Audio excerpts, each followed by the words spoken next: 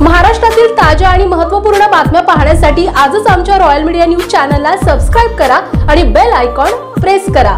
खवले मांजर या वन्य प्राण्याची तस्करी करणाऱ्या एका व्यक्तीस स्थानिक गुन्हे शाखेच्या पथकाने सापळा रचून अटक केली आहे। त्याच्या ताब्यातून खवले मांजर हस्तगत करण्यात आले। ही कारवाई सुरूर तालुका वाई येथे शनिवारी करण्यात आली आहे। दीपक मोहिते असं पोलिसांनी अटक केलेल्या संशयित आरोपीचं नाव आहे। सुरूर तालुका वाई परिसरात अतिदुर्मिळ असलेल्या खवले मांजर या वन्य प्राण्याची तस्करी करण्यासाठी एक जण येणार असल्याची माहिती स्थानिक गुन्हे शाखेचे पोलीस निरीक्षक अरुण देवकर यांना मिळाली। त्यानुसार त्यांनी एक पथक तयार केलं।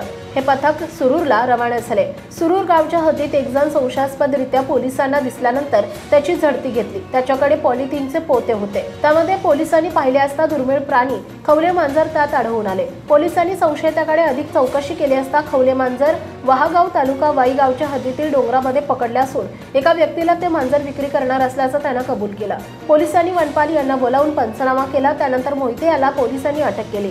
मुहिल पोलीस ठाण्यात त्याच्यावर विविध कलमान्वये गुन्हा दाखल करण्यात आलाय। दरम्यान वन्य प्राणी खवले मांजराची सुखरूप सुटका झाल्यानंतर त्याला पुन्हा वन्य अधिवासात सोडण्यात आलाय। महाराष्ट्रातील ताज्या आणि महत्त्वपूर्ण बातम्या पाहण्यासाठी आजच आमच्या रॉयल मीडिया न्यूज चॅनलला सबस्क्राइब करा आणि बेल आयकॉन प्रेस करा।